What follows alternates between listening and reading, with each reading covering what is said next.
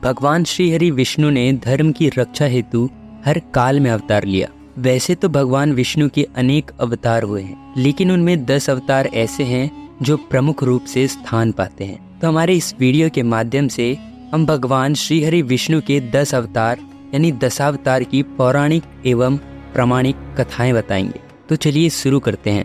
पहला है मत्स्य अवतार। पुराणों के अनुसार भगवान विष्णु ने सृष्टि को प्रलय से बचाने के लिए मत्स्यावतार लिया था। इसकी कथा इस प्रकार है।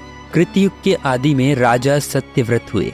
राजा सत्यव्रत एक दिन नदी में स्नान कर जलांजलि दे रहे थे। अचानक उनकी अंजलि में एक छोटी सी मछली आई।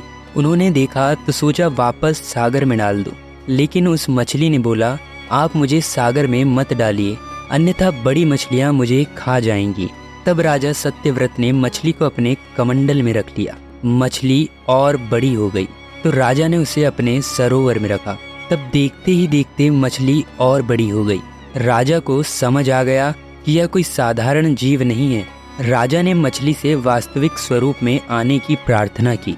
राजा की प्रार्थना सुन साक्षात 4 भुजाधारी भगवान विष्णु प्रकट हो गए और उन्होंने कहा कि ये मेरा मत्स्यावतार है। भगवान ने सत्यव्रत से कहा, सुनो राजा सत्यव्रत, आज से 7 दिन बाद प्रलय होगी।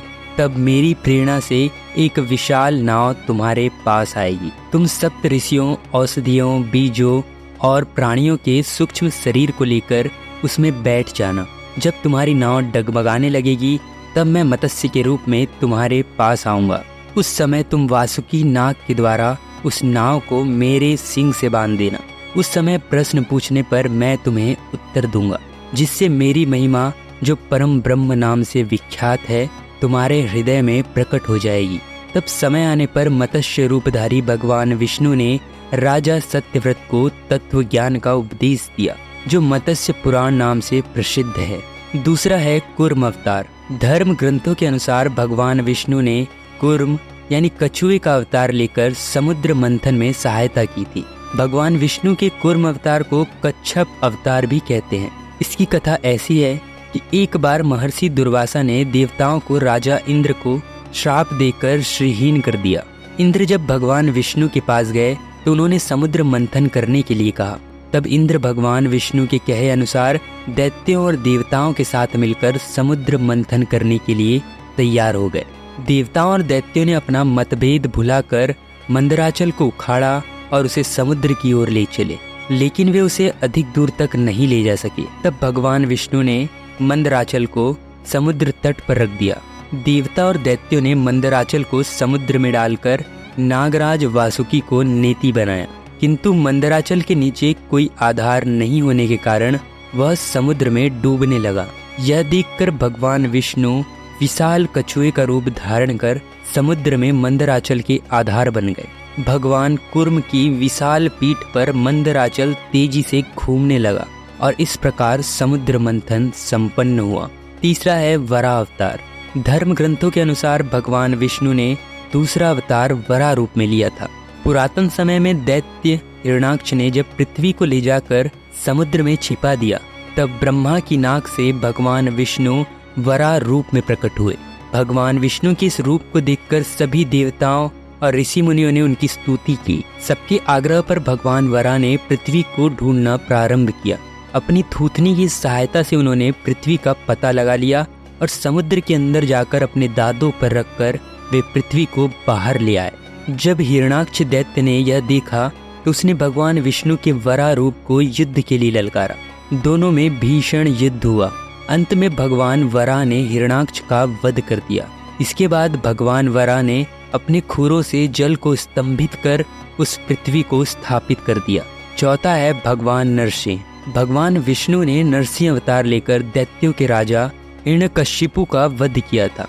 इस अवतार की कथा धर्म ग्रंथों के अनुसार दैत्यों का राजा हिरण्यकशिपु स्वयं को भगवान से भी अधिक बलवान मानता था। उसे मनुष्य, देवता, पशु, पक्षी न दिन में न रात में, न धरती पर न आकाश में, न अस्त्र से न शस्त्र से मरने का वरदान प्राप्त था। उसके राज में जो भी भगवान विष्णु की पूजा करता था उसको दंड दिया जाता था। उसका एक पुत्र था जिसका नाम था प्रहलाद। प्रहलाद बचपन से ही भगवान विष्णु का परम भक्त था। यह बात जब हिरण्यकश्यपु को पता चली तो वह बहुत क्रोधित हुआ और प्रहलाद को समझाने का प्रयास किया, लेकिन फिर भी जब प्रहलाद नहीं माना तो हिरण्यकश्यप ने उसे मृत्यु दंड दे दिया। हर बार भगवान विष्णु के चमत्कार से वह बच गया। हिरण्यकश्यप की बहन होलिका, जिसे अग्नि से न जलने का वरदान प्राप्त था, वह प्रहलाद को लेकर धधकती हुई अग्नि में बैठ गई। तब भी भगवान विष्णु की कृपा से प्रहलाद बच गया और होलिका जल गई। जब हिरण्यकश्यप स्वयं प्रहलाद को मारने ही वाला था, तब भगवान विष्णु नरसिंह का अवतार लेकर खंबे से प्रकट हुए और उन्होंने अपने नाखूनों से हिरण्यकश्यप का वध कर दिया। पांचवा है वामन अवतार। सतयुग में प्रहलाद के पौत्र दैत्यराज बलि ने स्वर्ग लोक पर अधिकार कर लिया। सभी देवता इस विपत्ति से बचने के लिए भगवान विष्णु के पास गए। तब भगवान विष्णु ने कहा कि मैं स्वयं देव माता अदिति के गर्भ से उत्पन्न होकर तुम्हें स्वर्ग का राज्य दिलाऊंगा। कुछ समय पश्चात भगवान विष्णु ने वामन अवतार लिया। एक बार जब बलि महान यज्ञ कर रहा था, तब भगवान वामन बलि की यज्ञशाला में गए और राजा बलि से 3 पग धरती दान में मांगी। राजा बलि के गुरु शुक्राचार्य भगवान की लीला समझ गए। बलि ने भगवान वामन को 3 पग धरती दान देने का संकल्प ले लिया। भगवान वामन ने विशाल रूप धारण कर एक पग में धरती और दूसरे पग में स्वर्ग लोक नाप दिया। जब तीसरा पग रखने के लिए कोई स्थान नहीं बचा तो बलि ने भगवान वामन को अपने सिर पर पग रखने को कहा। बलि के सिर पर पग रखने से वह सुतल लोक पहुंच गया। बलि की दानवीरता देखकर भगवान ने उसे सुतल लोक का स्वामी भी बना दिया। इस तरह भगवान वामन ने देवताओं की सहायता कर उन्हें स्वर्ग पुनः वापस लौटा दिया। छठवां है श्री राम अवतार। त्रेता युग में राक्षस राज रावण का बहुत आतंक था। उससे देवता भी डरते थे। उसके वध के लिए भगवान विष्णु ने राजा दशरथ के यहाँ माता कौशल्या के गर्भ से पुत्र के रूप में जन्म लिया। इस अवतार में भगवान विष्णु ने अनेक राक्षसों का वध किया और मर्यादा का पालन करते हुए अपना जीवन यापन किया। पिता के कहने पर वनवास गए। वनवास भोगते समय राक्षस राज रावण उनकी पत्नी सीता का हरण कर ले गया। सीता की खोज में भगवान लंका पहुँचे। वहाँ भगवान श्री राम और रावण का घोर युद्ध हुआ, जिसमें रावण मारा गया। इस प्रकार भगवान विष्णु ने राम अवतार लेकर देवताओं को भय मुक्त किया। सातवां है श्री कृष्ण अवतार। द्वापर युग में भगवान विष्णु ने श्री कृष्ण अवतार लेकर अधर्मियों का नाश किया। भगवान श्री कृष्ण का जन्म कारागार में हुआ था। इनके पिता का नाम वासुदेव और माता का नाम देवकी था। भगवान श्री कृष्ण ने इस अवतार में अनेक चमत्कार किए और दुष्टों का सर्वनाश किया। कंस का वध भी भगवान श्री कृष्ण ने ही किया था। महाभारत के युद्ध में अर्जुन के सारथी बने और दुनिया को गीता का ज्ञान दिया। धर्मराज युधिष्ठिर को राजा बनाकर धर्म की स्थापना की। भगवान विष्णु का यह अवतार सभी अवतारों में सबसे श्रेष्ठ माना जाता है। आठवां है परशुराम अवतार। हिंदू धर्म ग्रंथों के अनुसार परशुराम भगवान विष्णु के प्रमुख अवतारों में से एक। भगवान परशुराम के जन्म के संबंध में 2 कथाएं प्रचलित है। हरिवंश पुराण के अनुसार उन्हीं में से एक कथा इस प्रकार है। प्राचीन समय में महिष्मती नगरी पर शक्तिशाली हैवंशी क्षत्रिय कार्तवीर्य अर्जुन का शासन था। वह बहुत अभिमानी था और अत्याचारी भी था। एक बार अग्निदेव ने उससे भोजन कराने का आग्रह किया। तब सहस्त्रबाहु ने घमंड में आकर कहा कि आप जहाँ से चाहें भोजन प्राप्त कर सकते हैं, सभी ओर मेरा ही राज है। तब अग्निदेव ने वनों को जलाना शुरू किया।